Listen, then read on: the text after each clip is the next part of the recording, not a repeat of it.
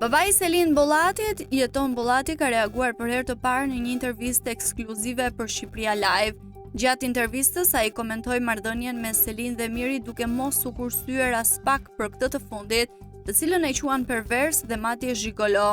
Unë kam gabimet e mia, por ajo më ka ndjekur në çdo hap nga mrapa, do ju lutesha shumë të kishim një sensibilitet. Nuk mund të merren gazetarët a u nda nga gruaja, a u nda nga burri, nuk është faji juaj, por është faji i sistemit. Ajo është jeta personale e çdo njeriu. Ajo femër nuk është ajo femër që me aq pak mesazhe që kam lexuar, nuk është ajo femër dhe për këtë ju garantoj.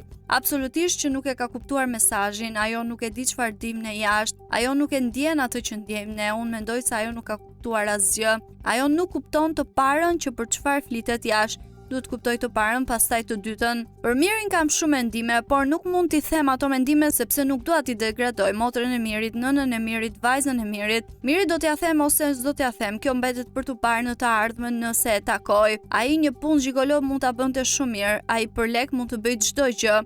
Për famë është i gatshëm të bëjë çdo gjë, ta ndër të tjera babai i Selin.